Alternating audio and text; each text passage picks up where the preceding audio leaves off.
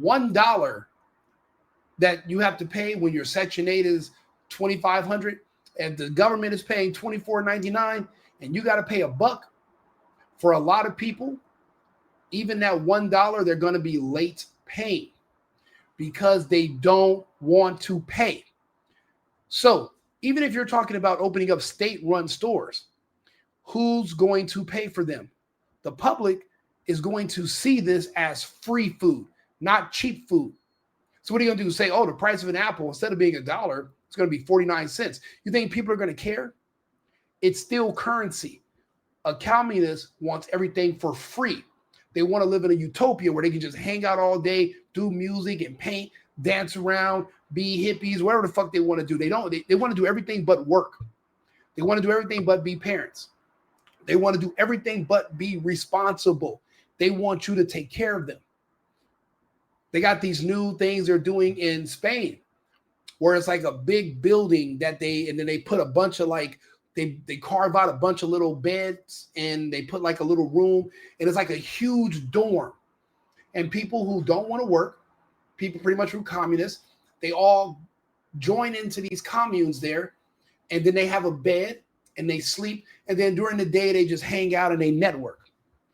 I propose something like that here in the United States because there's such a growing class of people, a lot of Gen Z people who have abandoned the workforce. They don't believe in working.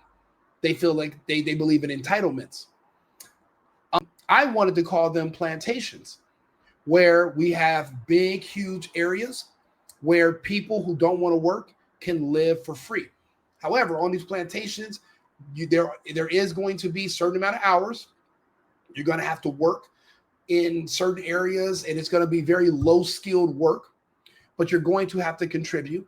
But housing is free, food is free, and you'll have access to free electricity and water. But we're going to call them plantations for people who don't want to be involved in society. They want to do this with whole cities. I'm just suggesting a few blocks that I'm going to convert into plantations. They want to turn Seattle into a plantation, but it's too big. Communism only works in small groups. That's why the first thing communists do when they take over is they have to cull the population. Why do you think everybody back in my home country looks like me, but everybody in Miami looks white like my mom? It's because culturally, certain people don't want to take care of themselves, but then certain people do. Those who believe in self-dependency and reliance left the country. And those who want to be taken care of by the state, they stayed. And guess what? The population was cut in a third, in half. The communists stayed. You know what they give you? You get a voucher. You go to the store. You turn in your voucher. They give you a certain amount of cheese. They give you seasoning. You get a certain weight of meat and bread and rice. And then you get the fuck out of their face. And you come back in a week. That's how you live in a communist country. Do you know how many Americans I know literally fantasize about the days of government cheese? Do you know how many people? It's not that they're not kept out of the workforce. They don't want to work. They want to be slaves. They would love a plantation where they can go there. They can get government cheese. The real thing is this. A lot of people just don't like being embarrassed.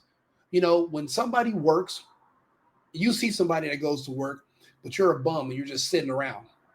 It makes you feel some type of way. So when Kamala started talking about equity, it resonated with a lot of people because they hate who they are. They want everyone to be equally broke.